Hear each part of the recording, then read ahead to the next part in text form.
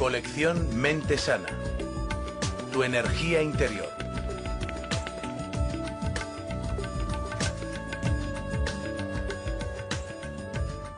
El doctor Deepak Chopra, líder de renombre mundial en el campo de la medicina cuerpo-mente. Tras enseñar en la Facultad de Medicina de la Universidad de Tufts, Boston, fue jefe del personal médico del New England Memorial Hospital. Es autor de éxito de 12 libros, entre ellos Cuerpos sin edad, Mentes sin tiempo y Curación cuántica. Y el director del Instituto de Medicina Cuerpo-Mente de San Diego, California. En la sesión anterior os planteé una hipótesis razonable para comprender el cuerpo, la mente y el entorno como un continuum. Creo que hemos visto suficientes pruebas de que probablemente la distinción que hacemos entre el cuerpo, la mente y el entorno como entes separados sea artificial, derivada de la interpretación de nuestras experiencias perceptuales, pero en realidad forman parte de una red de energía e información que existe a partir de un campo anterior, incluso a este continuum de energía e información. La conciencia humana es capaz de experimentar esta realidad, experimentar lo que se conoce como conciencia unitaria, donde el observador y lo observado se convierten en uno, donde el espectador y el paisaje se convierten en uno. En las tradiciones espirituales, esta experiencia se la suele denominar amor. El amor no como una mera emoción, el amor no como un mero sentimiento, sino el amor como la verdad última en el corazón de la creación. El amor como la experiencia de la conciencia unitaria.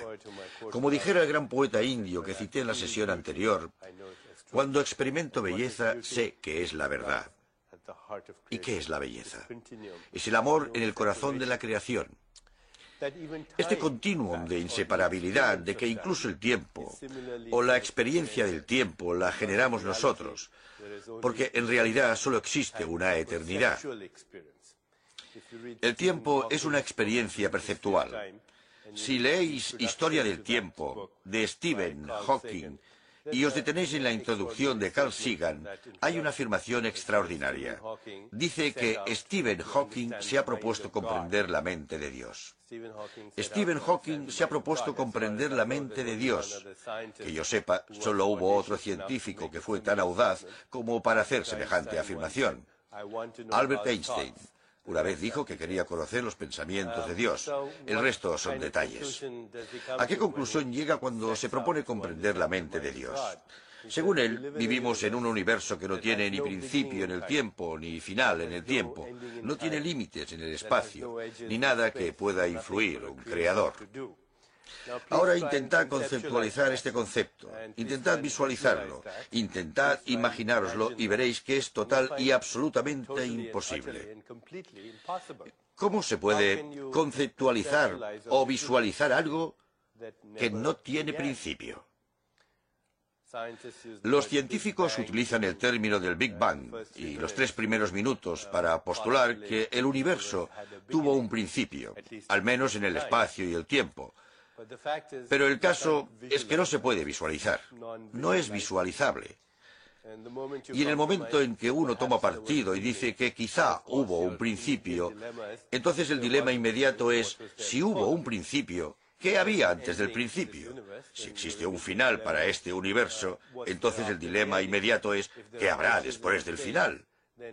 Si hay límites en el espacio, ¿qué hay más allá de esos límites?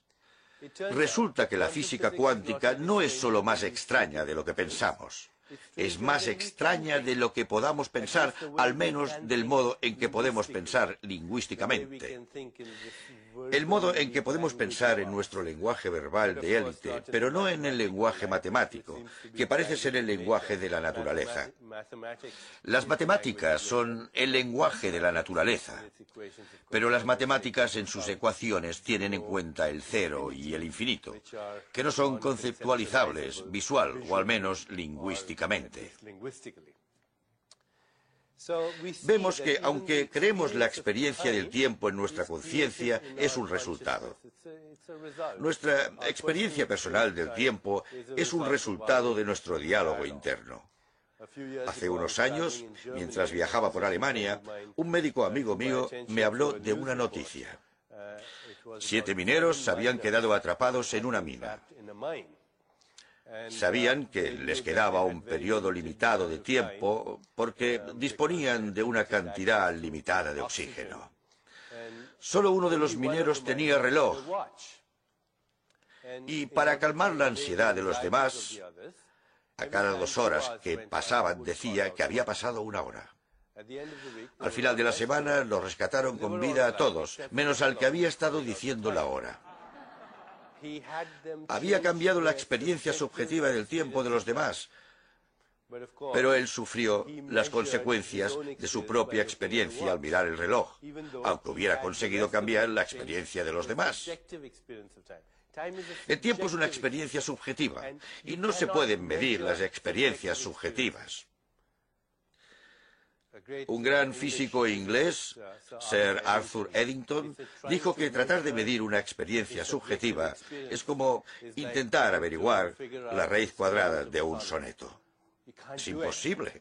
Es imposible. Tal vez demos con algunas variables objetivas, pero el tiempo, los sentimientos, las emociones, los deseos ocurren en este terreno cuántico de la conciencia. Bien, para resumir lo que hemos tratado hasta ahora, me gustaría revisar algunos principios. Veamos si podemos estudiarlos con un poco de detenimiento. El mundo físico, incluidos nuestros cuerpos, es una respuesta del observador. Intrínsecamente, es un flujo ambiguo e incesante de quántums. Vosotros y yo somos como magos. Como el rey Midas, que no conocía la textura de una rosa o la sensación de un beso, porque todo cuanto tocaba se convertía en oro. De forma parecida, en nuestro estado usual de conciencia, nuestro estado de vigilia, discriminamos otros terrenos de conciencia que los videntes y los sabios han tratado durante miles de años. Hay una antigua expresión: mundos infinitos vienen y se van en la vasta extensión de mi conciencia. Son como motas de polvo bailando en un rayo de luz que brilla a través de un agujero en el techo. Dejando a un lado esto, en nuestro estado de vigilia usual de conciencia, no conoceremos la verdadera textura de la realidad cuántica, porque aunque la percibamos, la interpretamos según la realidad material, la realidad temporal. Y ese mundo físico temporal es una respuesta del observador y cómo el observador utiliza los instrumentos de observación, el sistema nervioso. Pero en su estado esencial, el cuerpo y el universo están formados por energía e información, no materia sólida. La tecnología se basa en este supuesto de que en su estado esencial, el universo es no material y no físico. El cuerpo y la mente son inseparables. Son la misma cosa bajo disfraces diferentes. La mente es un campo de información y energía que se experimenta subjetivamente. El cuerpo y el mundo son el mismo campo de energía e información que se experimentan objetivamente. Y la bioquímica del cuerpo se ve influenciada por la conciencia. Lo vimos en los experimentos con conejos y la estimulación táctil y kinestésica, etc. La modulación sensorial. ¿Cómo utilizamos o experimentamos nuestros sensores? Nuestros sensores son transductores que obtienen energía del universo. Por ejemplo, nuestro sensor oído es un transductor electrónico que convierte la energía mecánica en energía eléctrica en el cerebro. La nariz y los receptores de olores convierten la energía química en eléctrica en el cerebro. Los ojos son receptores que convierten la radiación electromagnética en energía eléctrica en el cerebro. Estos son transductores. Y la experiencia que tenemos del flujo de hormonas o el flujo de sustancias en nuestro organismo es realmente el modo en que metabolizamos nuestra experiencia sensorial. Si le digo a alguien que tiene cáncer, se produce de inmediato un torrente de sustancias tóxicas en su organismo como consecuencia del miedo generado. Si le digo a alguien te quiero, se produce una respuesta completamente diferente. El oído lo único que percibe es energía mecánica, vibración. Hace unos años trabajé como voluntario en una clínica del SIDA, donde tenían una absurda costumbre. Los lunes por la mañana les hacían analíticas de sangre a los pacientes. Los miércoles anunciaban los resultados. El médico se sentaba aquí y los pacientes se sentaban en círculo. El médico cogía un papel y decía, John, le miraba y decía, negativo. Y uno veía cómo reaccionaba, cómo su cuerpo se insuflaba de energía y de vida. Pero si cogía otro papel y decía, George, positivo, se notaba la liberación de sustancias tóxicas en su cuerpo. Veíamos cómo la vida se desprendía de esa persona, cómo prácticamente moría delante de nuestros ojos. Me pregunté cuál era la diferencia en la vibración del ambiente cuando se dice la palabra positivo y se compara con la palabra negativo. Solo son leves vibraciones en el ambiente, rozan algunos pelos del canal auditivo interno y se produce una pequeña descarga de electricidad. La vibración es idéntica. De hecho, se podría producir la misma vibración con las palabras positivo y negativo, y sin embargo, el resultado es completamente diferente. En algún sitio se ha producido un desvío, y ese desvío no está en el mundo material, sino en el ámbito de la mecánica cuántica, en el campo que está más allá del cuerpo y la mente. Incluso la bioquímica del cuerpo es el resultado de esta conciencia. Esta percepción, aunque parezca automática, es un fenómeno conocido. Aprendemos a percibir condicionados por nuestro adoctrinamiento cultural y social, nuestra historia evolutiva, etc. Los impulsos de inteligencia moldean nuevas formas en el cuerpo a cada segundo. Los impulsos de inteligencia son impulsos de información y energía. Son nuestros pensamientos, sentimientos, emociones y deseos. A pesar de que cada uno de nosotros parezca ser independiente, todos estamos conectados a unos modelos de inteligencia que gobiernan el cosmos, y el cuerpo mecánico cuántico no tiene límites definidos. Son paquetes localizados de información y energía en el universo de la información y la energía. Este universo está vivo gracias a la información y la energía, pero no se trata de información y energía corriente, sino de información y energía que se retroalimentan e influyen en su propia expresión, que es la evolución. La evolución no es más que la capacidad de cambiar la expresión de la información y la energía. No podemos denominarla simplemente información y energía, es inteligente. Este es un universo inteligente, y nosotros somos seres conscientes en un universo consciente. El sistema nervioso humano es el instrumento privilegiado de la naturaleza por medio del cual el universo es consciente de sí mismo. El universo es consciente gracias a vosotros y yo. Y este es el privilegio que tenemos como especie humana, de que, aunque parezcamos autónomos, no lo somos. Como dijera el gran poeta americano, cada átomo que os pertenece también me pertenece. El tiempo no existe como un absoluto, solo la eternidad. El tiempo es eternidad cuantificada, como se cuantifica en la conciencia. Buda, el fundador del budismo, dijo que nuestra vida es como un relámpago en el cielo. Dijo que nuestra vida es tan transitoria como las nubes de otoño.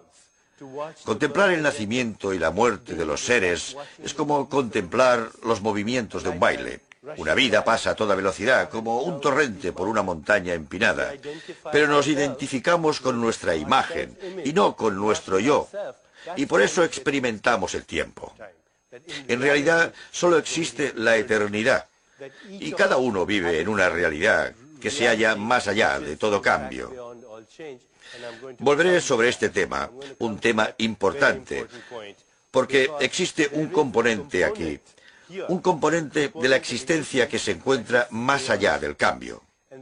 A falta de un término mejor, podemos llamarlo el alma o el espíritu.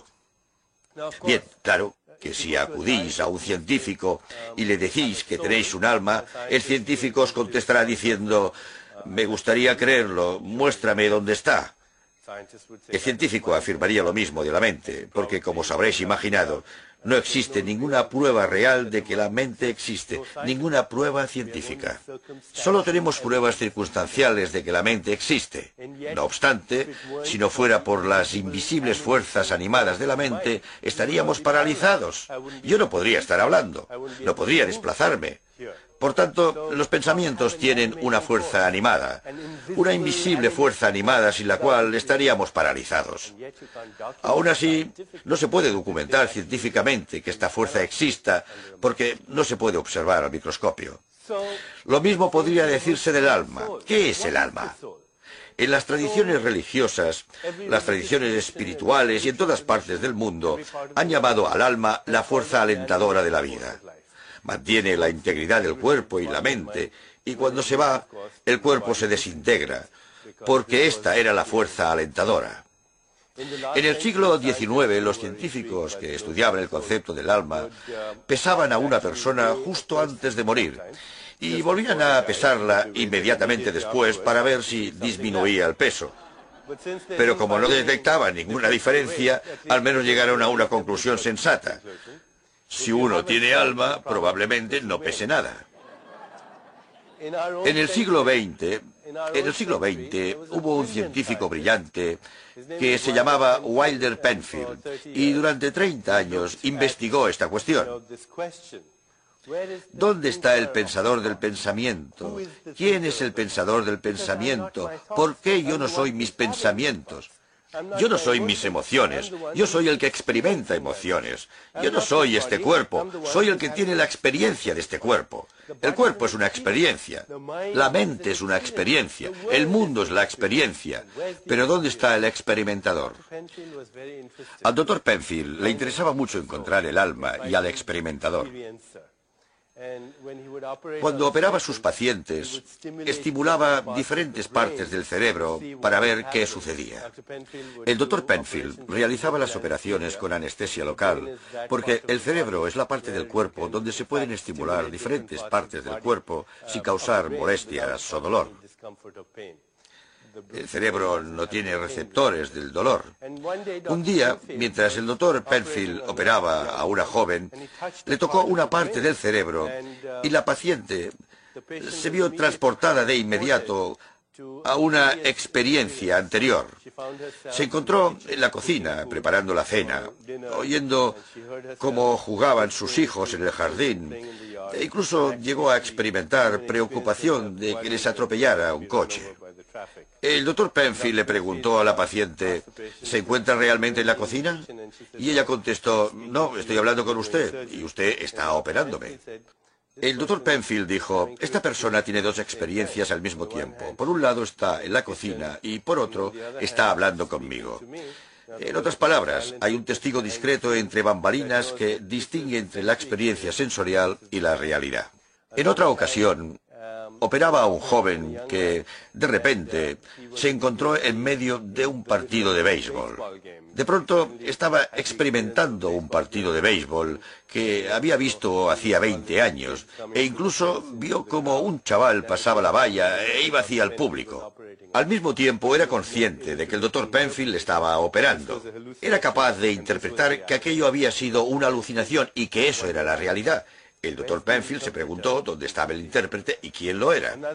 En otra ocasión, el doctor Penfield operó a un joven y le estimuló una parte del cerebro conocida como motor córtex. Y mientras lo hacía, el brazo del paciente comenzó a levantarse así. El doctor Penfield le preguntó al paciente qué ocurría. El paciente dijo que estaba levantando un brazo. Y el doctor Penfield le preguntó si lo estaba moviendo. Y contestó, no, usted hace que lo mueva estimulándome el cerebro. Y lo que hizo el paciente fue extender el otro brazo e impedir que el primero se moviera, a pesar de que el doctor Penfield estaba estimulándole el cerebro. El doctor Penfield se extrañó de que, por un lado, el cerebro le dijera al cuerpo que se moviera, y, por otro, hubiera otra entidad que se lo impidiera. ¿Quién era el que tomaba decisiones y dónde estaba? Todos somos intérpretes y tomamos decisiones. A cada momento de nuestra existencia estamos haciendo interpretaciones y tomando decisiones. Somos los pensadores del pensamiento. No somos el pensamiento. Y aunque estéis allí y os digáis, dudo que todo eso sea verdad, no me creo nada de lo que dice. Eso es lo que hacéis, dudar. Mientras haya una duda, implica la existencia de un escéptico, el pensador del pensamiento. ¿Dónde está este pensador?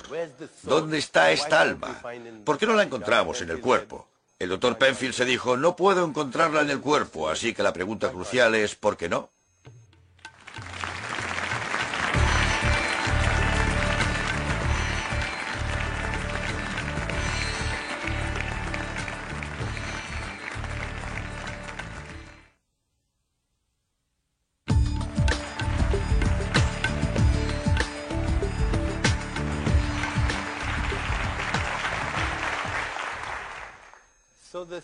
Bien, hemos denominado al alma el pensador del pensamiento, la fuerza alentadora, y según se desprende de los experimentos del doctor Penfield y otros pioneros en este campo de la investigación cuerpo-mente, si se quiere,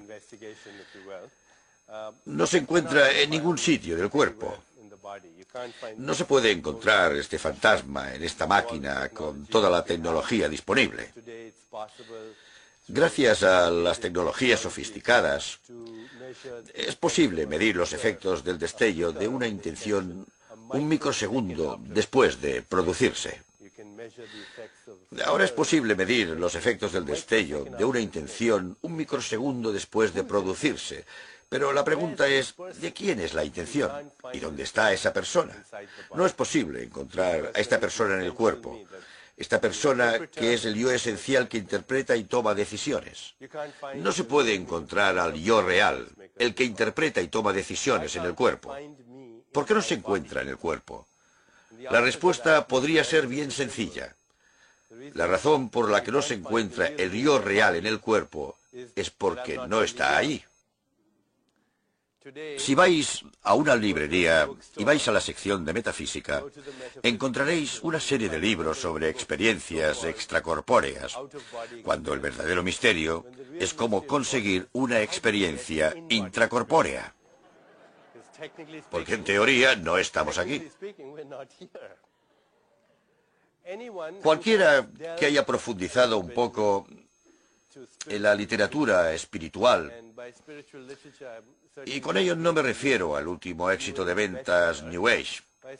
Por literatura espiritual me refiero a las obras literarias de las grandes religiones del mundo, como el judaísmo, el cristianismo, el islamismo, el budismo, el hinduismo, el zen y las grandes religiones del mundo, y que son patrimonio cultural de la humanidad. Todo aquel que haya estudiado esa literatura se habrá encontrado una expresión que dice que estamos en este mundo, pero no somos de él. En este mundo, pero no somos de él. Tal vez tampoco se trate de una metáfora. Tal vez podamos encontrar una base para esta afirmación. Imaginaos que escucháis a Beethoven por la radio y que destrozáis la radio con la esperanza de encontrar a Beethoven dentro. No le encontraréis allí, por la sencilla razón de que no está ahí. La radio es un instrumento que convierte un campo no local de energía e información en un fenómeno de espacio-tiempo. Ya que he mencionado estos términos, os explicaré qué significan. Un fenómeno de espacio-tiempo. Un fenómeno de espacio-tiempo es cualquier suceso que tenga una localización en el espacio y exista en momentos de tiempo. Por tanto, esto de aquí es un fenómeno de espacio-tiempo. Tiene esta localización en el espacio y tiene momentos en el tiempo. Sabemos que hubo un momento en que no existía y habrá un momento en que tampoco existirá. Este cuerpo físico que utilizo para producir esta conferencia también es un continuum de fenómenos de espacio-tiempo. Ocupa diferentes localizaciones en el espacio y pasa por diferentes momentos en el tiempo. Ha tenido un principio, tiene una etapa intermedia y desaparecerá en un tiempo. Este cuerpo, por ejemplo, empezó como unas instrucciones de información y ADN, luego me alimentaron, y ahora tengo esto que se mueve, da conferencias y escribe libros. Por tanto, es un fenómeno de espacio-tiempo. La radio es un instrumento que toma un campo no local de energía e información. No local en el sentido de que no se puede localizar ni en el espacio ni en el tiempo, y lo convierte en un fenómeno de espacio-tiempo. Si la radio estuviera en Nueva York, la sinfonía sería en Nueva York. Si la radio estuviera en Londres, la sinfonía sería en Londres. Si la radio y el instrumento estuvieran en la Luna, la sinfonía sería en la Luna, y si tuviéramos el instrumento en otra galaxia, a 100 millones de años de luz de distancia, la sinfonía estaría en una dimensión del tiempo distinta, porque esa distancia es una dimensión del tiempo distinta. El tiempo es un modo de medir el espacio, al igual que el espacio es un modo de medir el tiempo. De forma análoga, el verdadero yo es no local. La fuerza alentadora de la vida es no local. No es un fenómeno de espacio-tiempo. El cuerpo, el sistema nervioso, es el instrumento que le confiere experiencia de espacio-tiempo. Pero el verdadero yo es no local. El gran poeta sufí Rumi, en un poema sublime, dice: «Eres el espíritu incondicionado atrapado por las condiciones, como el sol en el eclipse». En otro pasaje dice: «Cuando muera, volaré con los ángeles, pero cuando muera como ángel, no podéis imaginar en lo que me convertiré». No estamos en el espacio ni el tiempo. Las tradiciones antiguas, cuando hablan del alma, afirman que es aespacial, atemporal, adimensional. En la tradición védica la describe de este modo: el fuego no puede quemarla, el agua no puede mojarla, el viento no puede secarla, las armas no pueden partirla, porque es antigua, es nonata, nunca muere. Se acerca a la definición formulada por científicos actuales y también a la descripción de Stephen Hawking del universo. No tiene principio ni final en el tiempo, no tiene límites en el espacio. Se acerca a la antigua descripción de la fuerza alentadora de la vida. Espacial, atemporal, adimensional y abstracta. Y aún así, la última fuente de creación. El pensador del pensamiento, el que toma las decisiones, el intérprete que genera espacio y tiempo. Constatamos que hay una buena sintonía entre lo que la ciencia postula con su visión actual y lo que la espiritualidad y las tradiciones espirituales establecen con su antigua sabiduría. Tratan de lo mismo. Y si os preguntáis, bueno, si no estoy en este cuerpo, ¿dónde estoy entonces? La respuesta debería ser que no es la pregunta correcta, porque desde el momento en que se pregunta dónde, implicamos una localización de algo en el espacio que no tiene espacio. Implicamos una localización en el espacio de algo que no ocupa espacio e implicamos momentos en el tiempo de algo que es atemporal. Lo máximo que podemos acercarnos y el modo de acceso a este ámbito de nuestra conciencia, por así decirlo, el pensador del pensamiento, es a través de los espacios en silencio entre los pensamientos. Dado que entre cada dos pensamientos que tenemos hay un espacio donde fabricamos el pensamiento. Veamos si puedo explicarlo de forma gráfica. En el espacio entre cada dos pensamientos se encuentra el pensador del pensamiento. Este es un pensamiento. Por ejemplo, voy a tomar helado de chocolate. Este es un pensamiento. Voy a hacer una llamada de teléfono. Este es un pensamiento. Voy a quitarme los zapatos. Entre un pensamiento y otro estoy yo con el siguiente pensamiento. El pensador del pensamiento. El pensador del pensamiento está en los espacios entre dos pensamientos y presenta dos características. Número uno, está en silencio. Tiene que estarlo porque de lo contrario deja de ser el pensador. Se convierte en el pensamiento. Número dos, es un campo de infinitas posibilidades. Infinitas posibilidades, potencialidad infinita. ¿Por qué? Porque entre un pensamiento y otro se halla la posibilidad de cualquier pensamiento. Entre este pensamiento y el siguiente tengo la libertad de elegir. Así, el pensador que fabrica mis pensamientos y el pensador que los interpreta ahora mismo ahí son campos en silencio de infinitas posibilidades. ¿Es posible que solo exista un solo pensador? ¿Es posible que el mismo pensador que fabrica estos pensamientos es el que los interpreta? ¿Es todo autointeracción? Algunas personas dirían que sí. Sin embargo, sabemos que hay una diferencia. Vosotros sois distintos de mí porque, aunque seamos campos de infinitas posibilidades y pura potencialidad, en el espacio en silencio entre pensamientos no solemos hacer las mismas elecciones, aunque podamos tomar decisiones infinitas. Veo una ventisca de nieve y pienso que debería estar en Hawái. Y vosotros veis una ventisca de nieve y puede que penséis que deberíais estar esquiando. Otra persona ve la misma ventisca de nieve y piensa en un muñeco de nieve o en una pelea con bolas de nieve. Así pues, aunque el espacio entre los pensamientos es un campo de infinitas posibilidades, hay una amplitud de probabilidades diferente. Una amplitud de probabilidades es la que define la probabilidad estadística del próximo suceso de espacio-tiempo. En este caso, el próximo pensamiento que lleva a la próxima acción que conduce a la próxima experiencia en la vida. Vosotros y yo somos diferentes, porque tenemos amplitudes de probabilidades diferentes en ese campo de infinitas posibilidades. ¿Qué es lo que origina las diferentes amplitudes de probabilidades?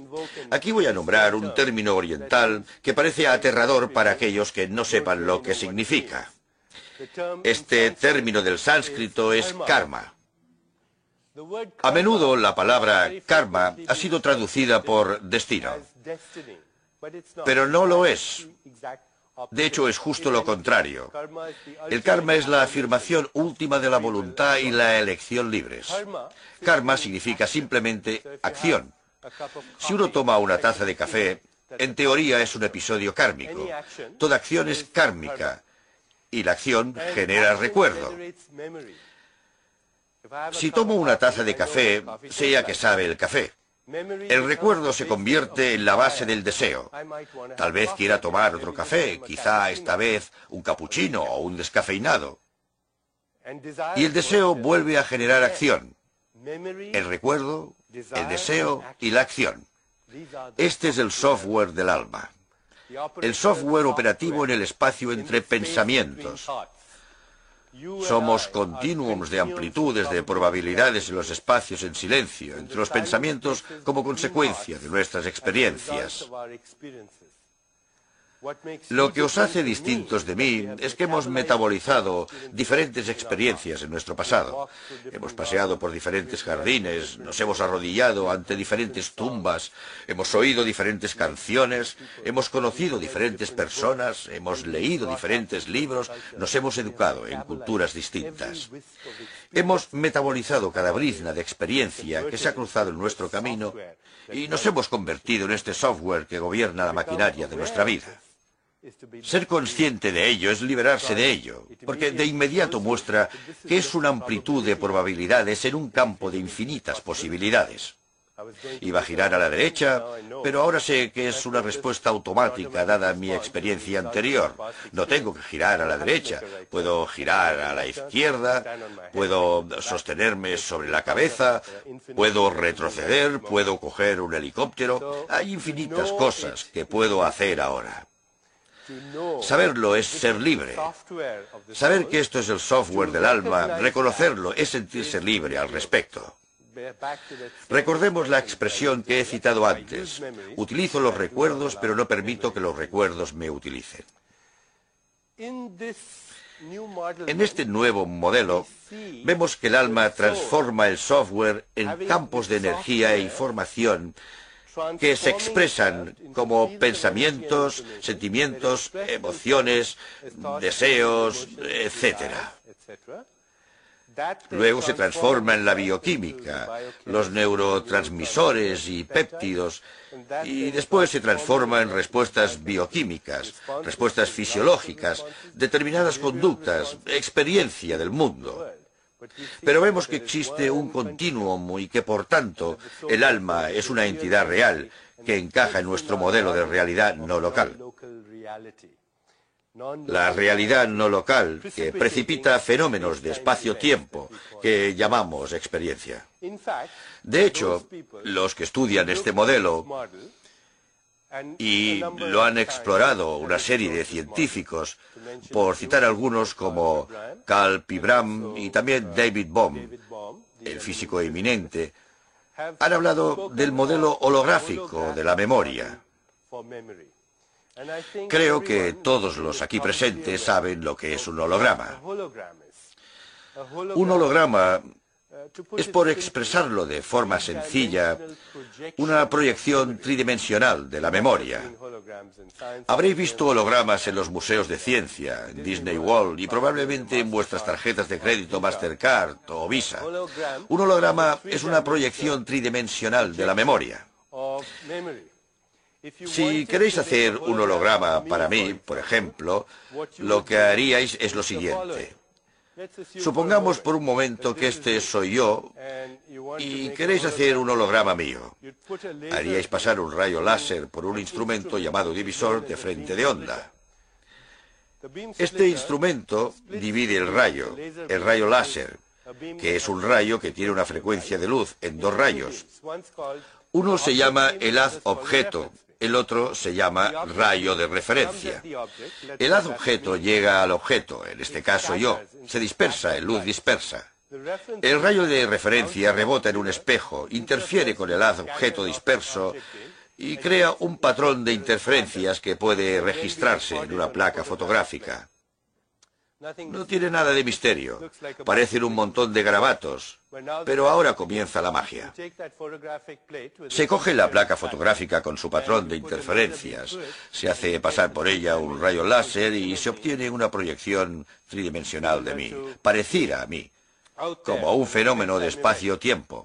Y si el holograma está bien hecho, no podríais distinguir entre mí y el holograma.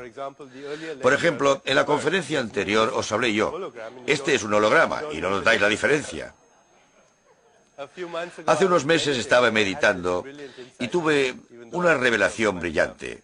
Aunque lo diga yo, de vez en cuando uno tiene esta clase de revelaciones y sabe que son ciertas. Tuve la revelación de que dentro de 5 años dispondremos de la tecnología para hacer hologramas perfectos de nosotros mismos. Pero no solo para enviarlos por fax a donde queramos, sino que podremos estar en varios sitios a la vez. La pregunta crucial será ¿quién es el verdadero? En cualquier caso, hay algo muy misterioso relacionado con los hologramas. Porque si cogiéramos unas tijeras y cortáramos la placa fotográfica con su patrón de interferencias en 1 millón de trocitos, 1 billón de trocitos o 1 billón de billones de trocitos y miráramos el pedacito más pequeño, pasáramos un rayo láser por él, obtendríamos un nuevo holograma de mí. Por eso se llama holograma. Su totalidad se halla en cada fragmento. Su totalidad se halla en cada fragmento. De hecho, cada fragmento del holograma es la totalidad desde una perspectiva diferente. Y la razón por la que trato el tema con tanto detalle es que los científicos sugieren que la memoria holográfica es lo que es este cuerpo. Que vosotros y yo tenemos no solo recuerdos personales, sino también impersonales. Recuerdos que se remontan mucho tiempo atrás, a la infancia, a la vida intrauterina, pero como no podemos encajar el alma en el volumen de un cuerpo, la duración de una vida siendo no local, la espacial y atemporal, retroceden eones de tiempo y definen esa expresión y a través del sistema nervioso en el cuerpo que cada célula es un holograma del universo entero. Los recuerdos personales e impersonales. Por supuesto, los científicos os dirán que hay una frase popular en la ciencia, en la antropología y las ciencias del desarrollo.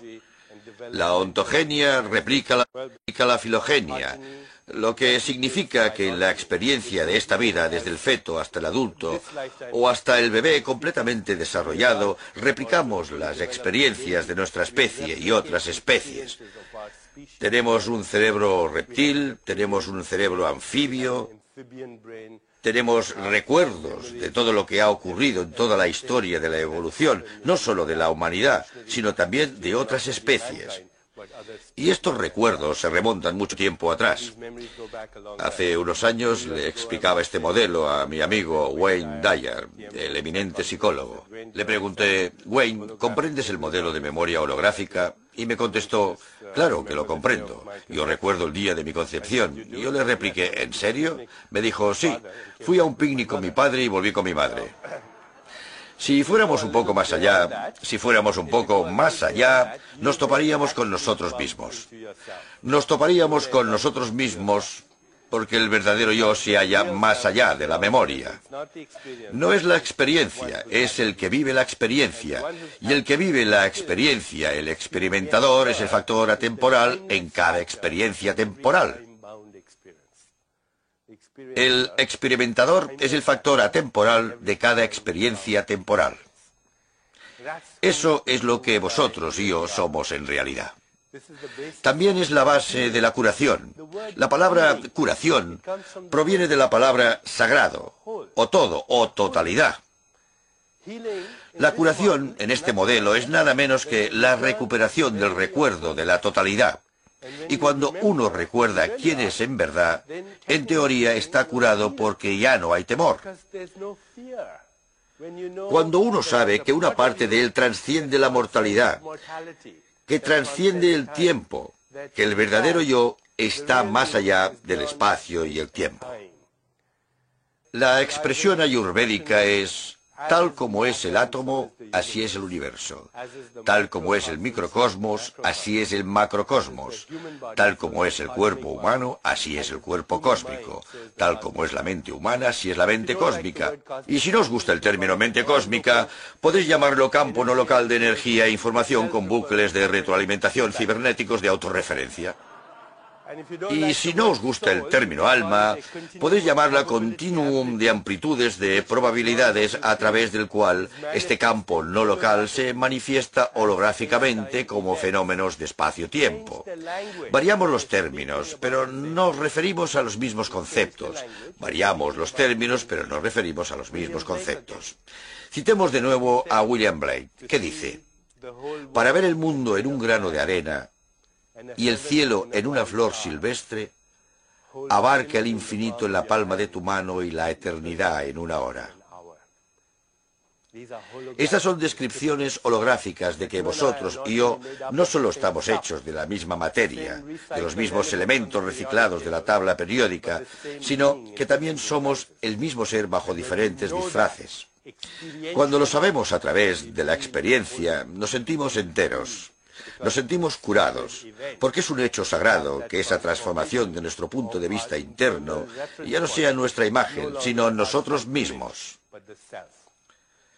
Una expresión védica reza: en el cielo de Indra se dice que hay una red de perlas, de tal forma ordenadas que si miras a una, ves a todas en ella. Esta también es una descripción holográfica del universo. Creo que debemos redefinir lo que significa ser curado.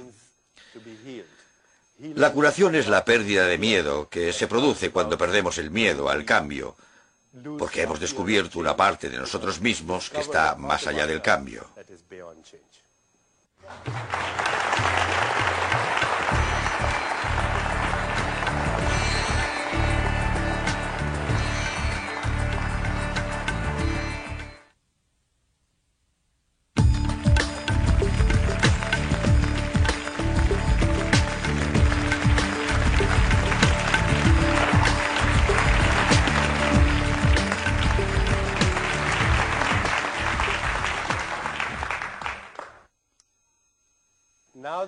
Ahora que hemos tratado el entorno, el cuerpo, la mente, el alma y más adelante también el espíritu como parte de un continuum, pasemos a analizar en detalle este modelo.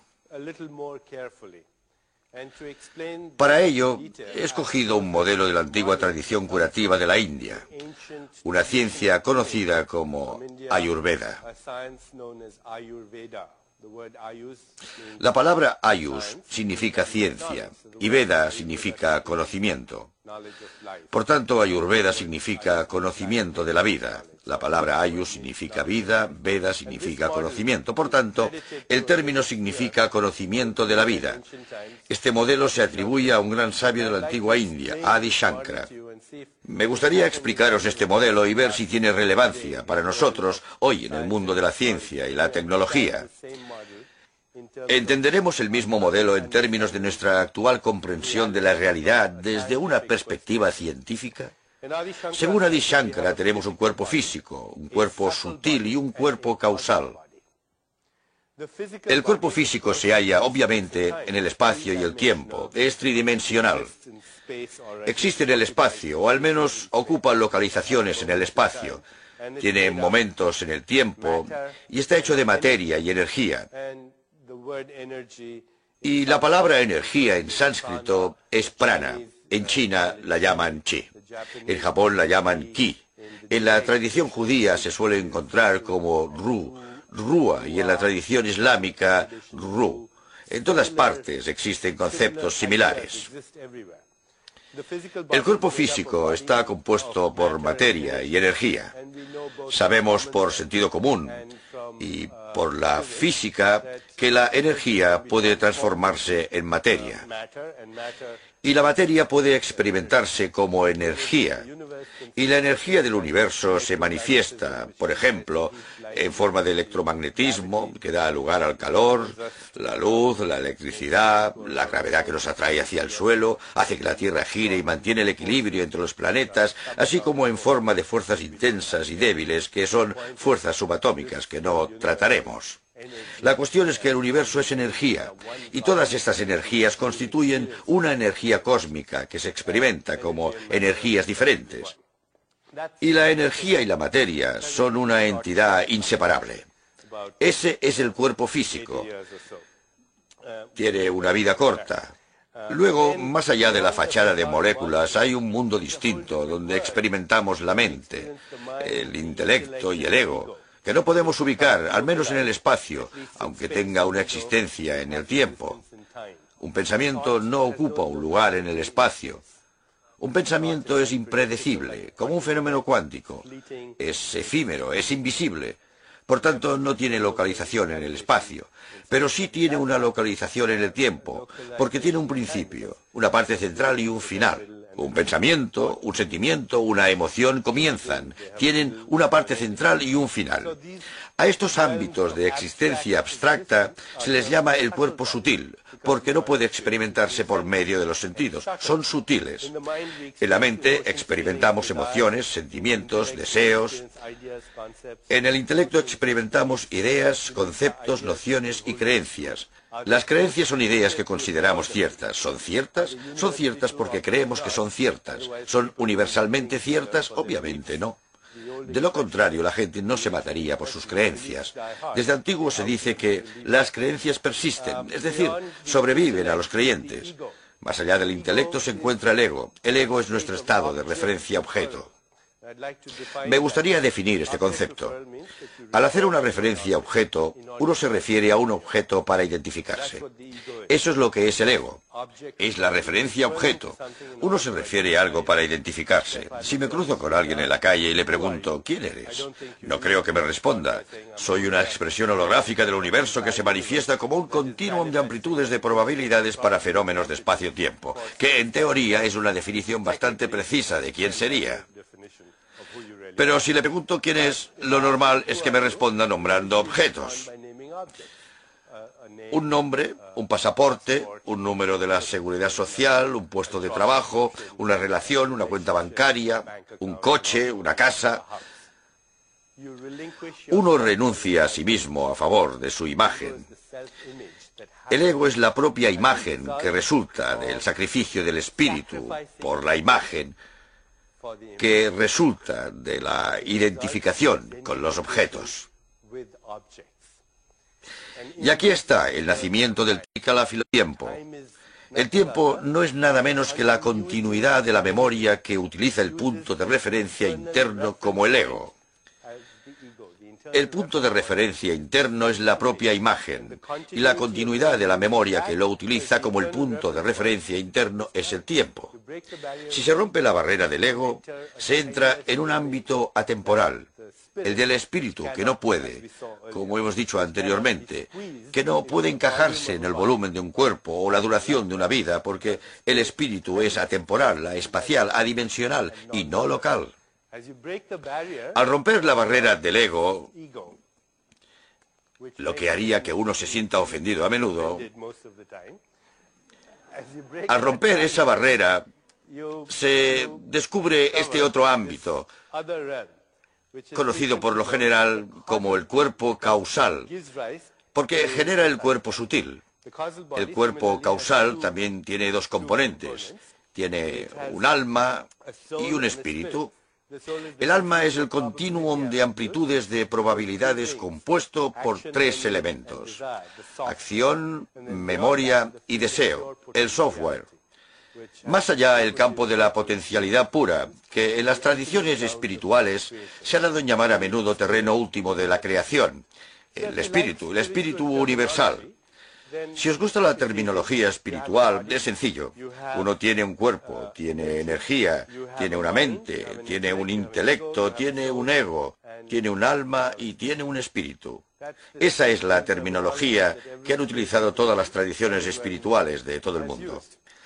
Pero también se podría decir que uno está formado por campos de materia, campos energéticos, campos de transformación, campos de información y un campo unificado.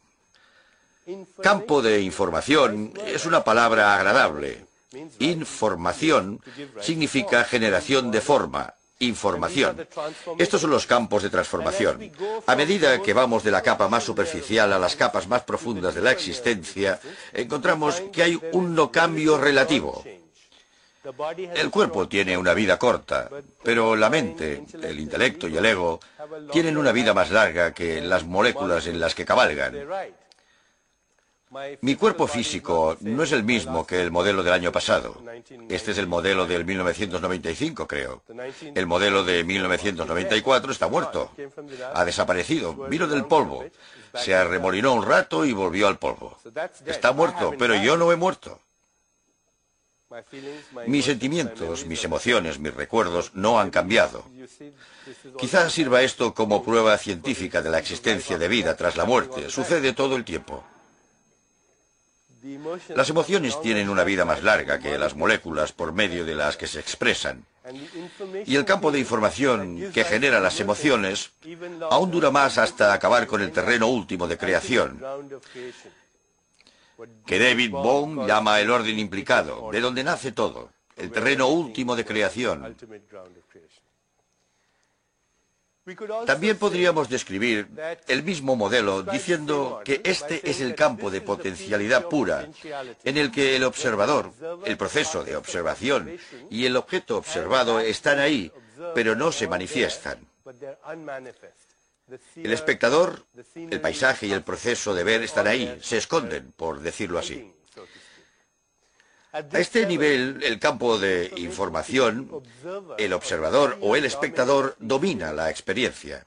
A este nivel, la mente, el intelecto y el ego, el proceso de ver, el proceso de observación domina, porque ¿cómo observamos a través del filtro de la mente, el intelecto y el ego? Y a este nivel, el cuerpo físico y el mundo domina el objeto de la experiencia. Si entendéis este modelo, veréis que el observador, el proceso de observación y el objeto observado son esencialmente manifestaciones diferentes de lo mismo. El observador y el observado son uno, el espectador y el paisaje son uno. El conocedor y el objeto de conocimiento son uno, la persona que ama y la amada son uno. Esta es la meta última de todas las tradiciones espirituales, tener la experiencia de la conciencia unitaria, no intelectual, sino experimentalmente, y transformarse como consecuencia de esa experiencia. Esta es la razón por la que los antiguos sabios, al definir este modelo, dijeron: no estoy en este mundo, el mundo está en mí. No estoy en este cuerpo, el cuerpo está en mí. No estoy en la mente está en mí. El cuerpo, la mente y el mundo me ocurren a mí, porque me curvo hacia atrás sobre mí mismo y creo una y otra vez. Esta es la meta última de todas las tradiciones espirituales y, en última instancia, también es el significado de la palabra totalidad. Ahora me gustaría que pasarais por una breve experiencia, porque quiero demostraros que un pequeño proceso de silencio en la mente puede llevarnos al espacio entre pensamientos. El gran escritor Frank Kafka dijo: no hace falta que hagas nada, quédate sentado en tu mesa y escucha. Luego dijo: ni siquiera hace falta que escuches, espera. Y luego, ni siquiera hace falta que esperes. Aprende a estar en silencio, quieto y en soledad, y el mundo se te ofrecerá libremente para que lo desenmascares. No tiene alternativa. Caerá en éxtasis a tus pies. Blaise Pascal, el filósofo francés, dijo que toda la miseria del hombre proviene de su incapacidad para permanecer en silencio, cerrar los ojos y no hacer nada. Somos seres humanos. Somos seres humanos, no pensamientos humanos, ni acciones humanas, sino seres humanos. Y si uno quiere saber quién es, hay que pasar un poco de tiempo consigo mismo. La capacidad para pensar es una capacidad humana extraordinaria. Pero incluso más extraordinaria y humana es la capacidad de no pensar, porque al hacerlo uno se pone en contacto con el alma inmortal, el espíritu. Una expresión bíblica dice: quédate en calma para que sepas que soy Dios. Durante unos momentos cerremos los ojos y experimentemos la calma. No hagáis nada, solo cerrad los ojos y tal vez observad vuestra respiración. En cuanto experimentéis pensamientos, sensaciones y el entorno, volved a la respiración.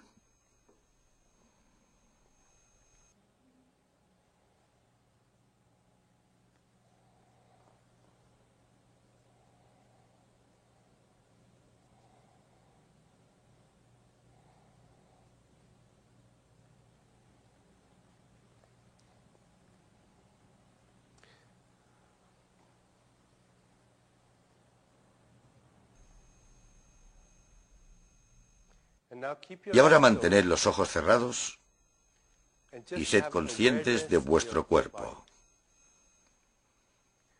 Sed conscientes de vuestro cuerpo al nivel del ser. Significa ser conscientes de cada célula de vuestro cuerpo. Conscientes de cada célula de vuestro cuerpo. El cuerpo es un campo vivo, inteligente e interactivo de conciencia, de felicidad. No tenéis que pensar en estos pensamientos. Solo tenéis que tener conciencia del cuerpo, solo esa idea. Y entonces el yo, el ser, está en cada célula del cuerpo, en perfecto equilibrio, perfecta integración, perfecto orden, perfecta armonía, pura conciencia, felicidad en todas partes del cuerpo. Centraos en el cuerpo y veréis que bulle de energía, que bulle de felicidad.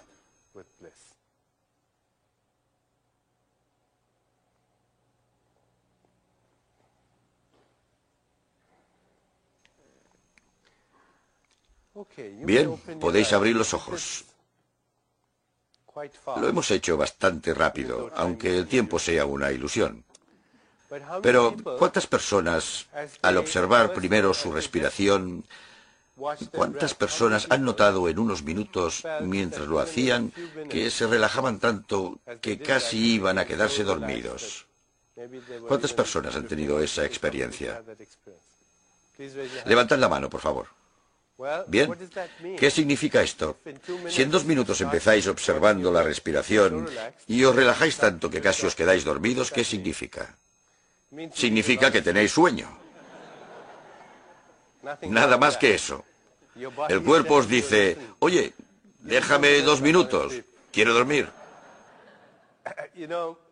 En esta cultura, Una explicación muy científica a la meditación es que es la respuesta de relajación. Tiempo es relajarse. El hecho es que los yogis, los antiguos sabios, la palabra yogi viene de la misma raíz latina que yugo, que significa unificar la experiencia del cuerpo, la mente y el espíritu. Y los yogis, los creadores de la meditación, estaban en el Himalaya, en cuevas, y ya estaban muy relajados.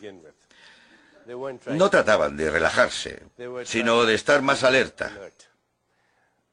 Trataban de escudriñar la mente cósmica, el campo de energía e información no local. Está claro que la relajación puede ser una antesala, pero no creáis que la relajación es la experiencia definitiva. Es la experiencia definitiva si vivimos en una sociedad histérica y melodramática, pero es solo la antesala de la conciencia. Y la conciencia es la fuente de la información y energía biológica de todo ser viviente. La misma conciencia que se filtra a través de este cuerpo y crea en mi mundo, se filtra a través de vuestro cuerpo y crea otro mundo para vosotros, la misma conciencia. Y para llegar a esa conciencia tenemos que aprender a colarnos en los espacios que hay entre los pensamientos. Y cuando lo hacemos, percibimos el software que no solo opera la maquinaria de nuestro cuerpo, sino el software que opera la maquinaria del universo. Y desde ese nivel, si nos concentramos en algo, podemos activar energía e información. ¿Cuántas personas al concentrarse en el cuerpo han notado un pequeño torrente de energía, un hormigueo o calor? Por favor, levantad la mano. Bien, incluso en 2 minutos. Imaginad que estuvierais en una cueva del Himalaya durante 13 años haciéndolo. Podéis utilizar la atención y la intención para dar lugar a transformaciones en el cuerpo. Os da flexibilidad infinita una vez comencéis a experimentar el cuerpo como un fardo de energía e información, y a vosotros como la fuente en los espacios entre los pensamientos, como la fuente de energía e información. Atención es energía, intención es transformación o información. Atención e intención son los dos componentes de la conciencia, que es información biológica. Su fuente está en el espacio entre los pensamientos. Y todos los métodos utilizados en las tradiciones curativas de las culturas antiguas están relacionados con la capacidad para influir en los estados de energía e información como diferentes expresiones de la conciencia. Y cuando uno alcanza un momento en la vida en que lo reconoce, empieza a tener lo que se llama dominio activo sobre la vida. El dominio activo, su definición más precisa, se encuentra en las descripciones de la persona autoactualizada de Abraham Maslow. En la tradición ayurvédica decimos que es la persona autorreferida. La persona autorreferida que no está obligada o maniatada por la hipnosis del condicionamiento social, que en gran parte es la experiencia diaria de la gente.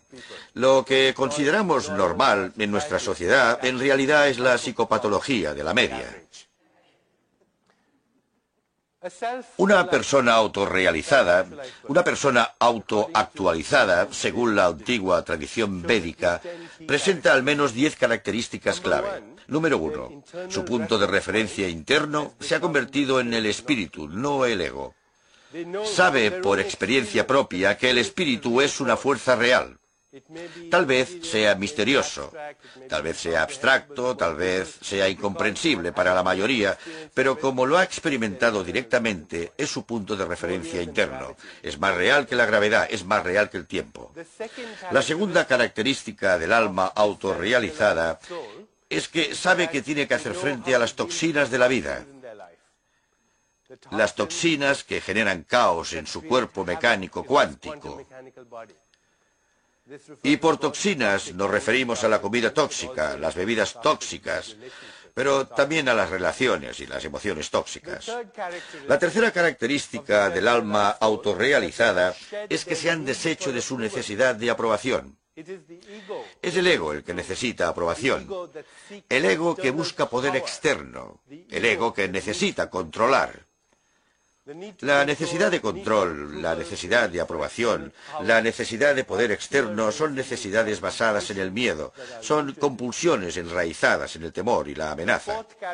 La cuarta característica del alma autorrealizada es que puede utilizar el espejo de las relaciones para su propia evolución, sabiendo que aquellos que amamos y aquellos que odiamos son espejos del yo. Nos atraen las personas en las que reconocemos cosas que anhelamos para nosotros mismos y les tenemos aversión a aquellas en las que vemos rasgos que rechazamos en nosotros mismos.